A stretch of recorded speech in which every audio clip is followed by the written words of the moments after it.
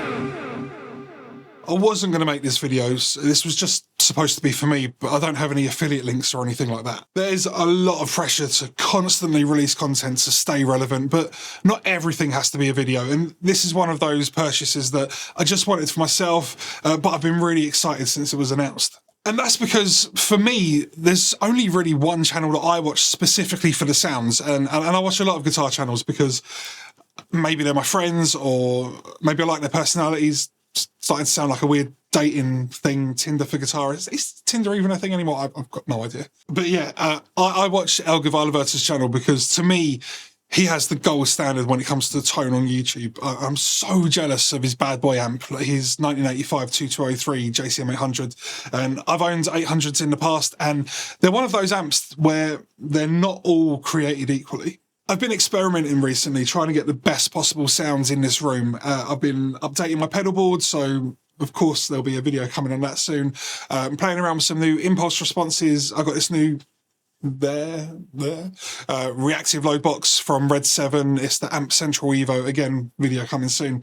And I'll be honest, the sound of his bad boy 800 is what I've been doing comparisons with. Channel 2 or 3 on my diesel VH4 with my Boss SD1. I'm also a really big Boss SD1 fan as well. So when this plugin was announced, I genuinely couldn't believe it. I was finally going to have access to a version of that amp. And I know the Blue Guitar Amp X was going to have a profile or a capture of the bad boy. And I'm sure that's probably going to be as close as you can get to the real thing. But at this point, we don't even know if that project's ever going to see the light of day. Obviously, I hope it does.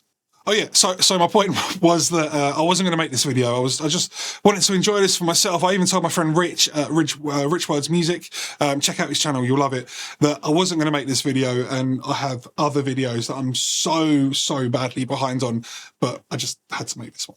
So you heard it in the track. I'm not going to say that I'm the best mixing engineer in the world, but it sounded good to me. So that was my 2005 or 2004, I can't quite remember, Les Paul Standard with EMG 8160s, double tracks left and right for the rhythm guitars, and the lead guitar was just down the centre with no processing or anything, just the reverb and delay from the plugin. So now I'll run you through the plugin with a couple of different guitars so that I can show you some of the sounds that are available.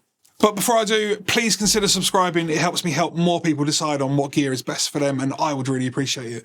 Thank you. Okay, so this is the app. I've also changed guitars, which you may have noticed. This is an LT Customs P1, Pioneer P1, handmade here in the UK. Some of the best guitars you can buy. Check them out in the description below. So you open the plugin up. It's got this power button on off kind of thing. The pedal, which is I think it's the model of the SD1, an effects off and on, and a volume control, which kind of isn't more of a gain control than the volume. So when you turn up the volume, the master volume of a JCM 800, the power valves start working and you introduce more gain, and that's how they work. So you click this effects section here and you can tweak the reverb and delay.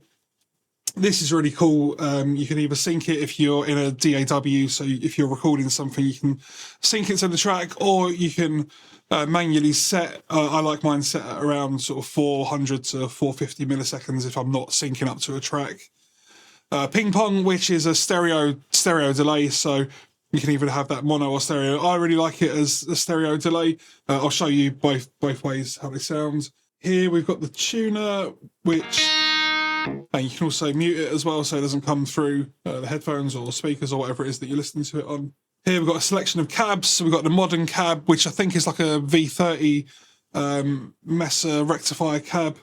Vintage cab, which is a greenback, Marshally type thing, I think.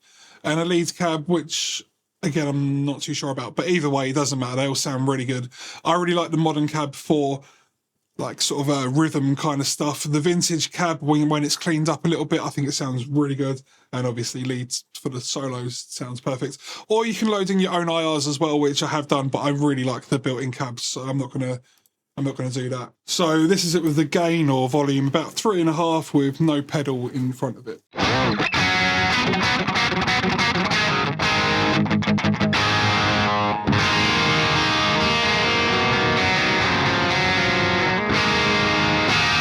Percussive, crunchy, very, very little compression.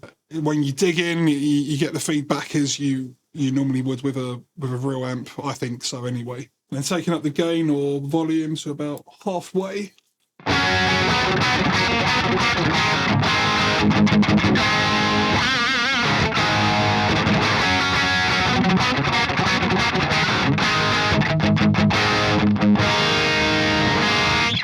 More saturation, but again, not a huge amount. And then if we kick the pedal in, we should notice quite a big jump in gain level now.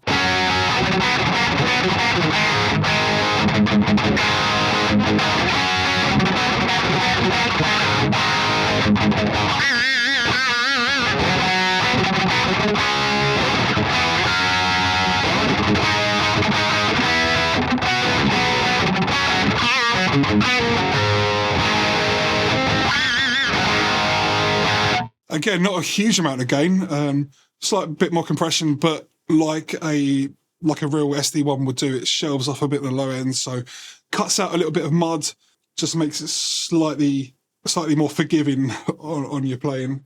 So I'll turn the pedal off and boost the volume gain to about 3/4 of the way.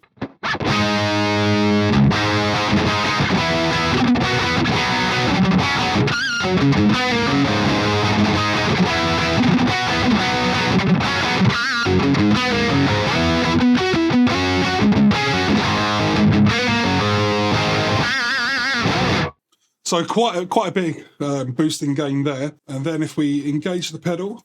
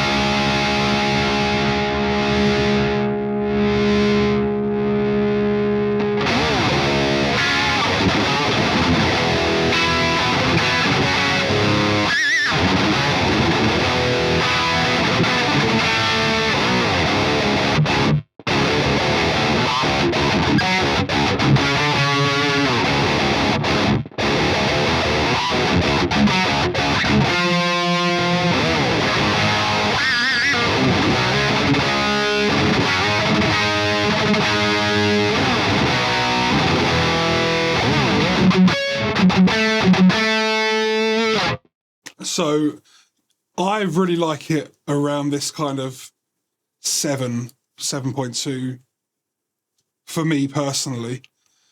But I also really like the effects, so let's have a quick look at these effects. So reverb, I like sort of around 25, and same with the size. 450, around 30, around here. So this is I'll show you the mono delay first.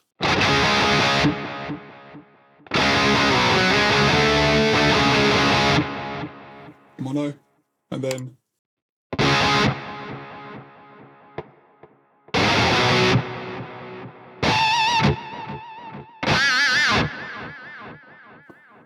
Yeah, love that. So this is how it sounds with those settings. Maybe slightly too much there.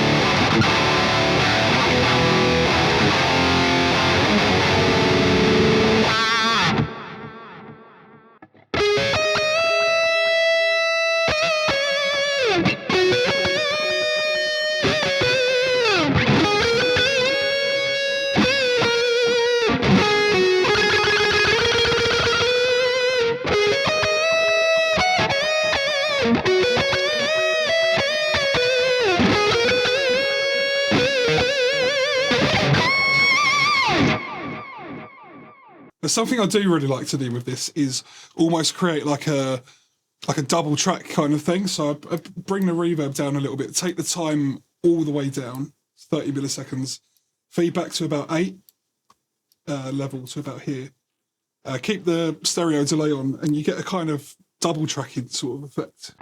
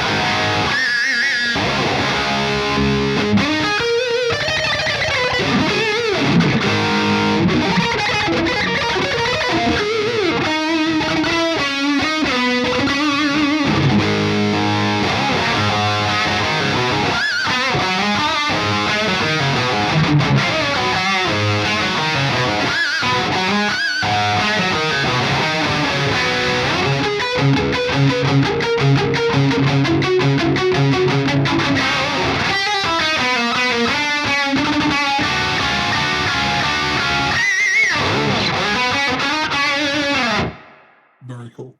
So like I mentioned before, there's a few different cabs available. This is the cab 1 that I'm currently on, which is the modern cab, which is probably my favourite. So if I bring back the gain a little bit, the pedal and the effects are turned off.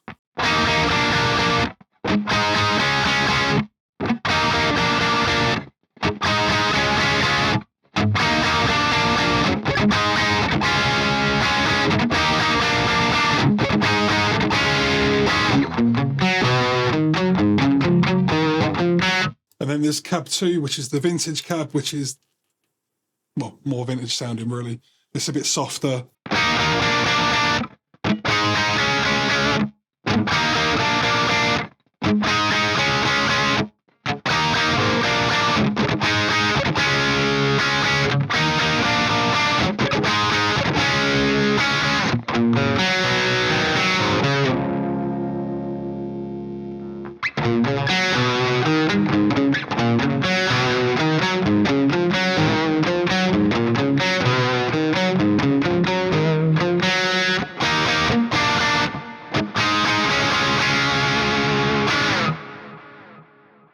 Then for cab number 3.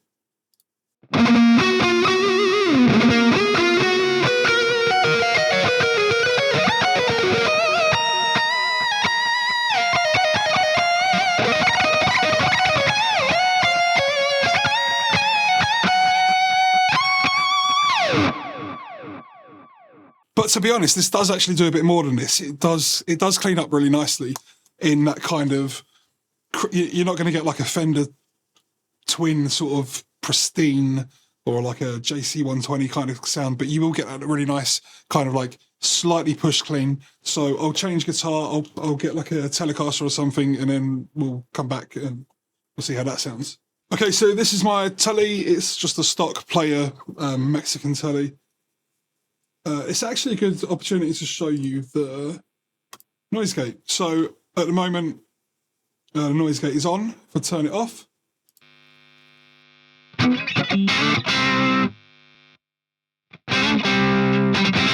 not the biggest fan of noise gates, but that one works really well. So I'll go back to the vintage cab.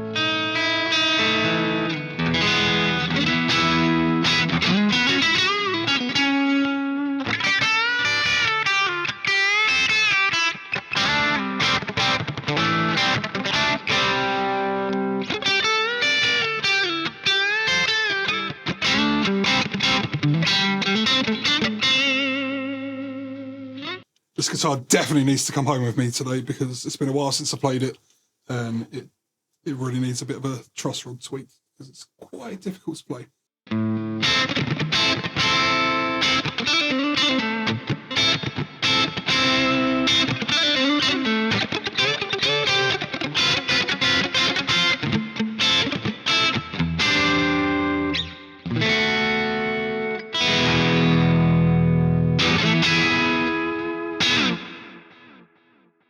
But this is probably not why you're buying this plugin, because it's definitely not why I bought it, but it's nice to know that it can do that kind of thing. So last of all, I'll show you the lead cab with a few lead sounds. So again, I'll quickly swap guitars. Okay, so this is my Charvel SoCal, heavily modded Sustainiac, Invader, a few other bits and pieces going on. But yeah, so this is the lead sounds.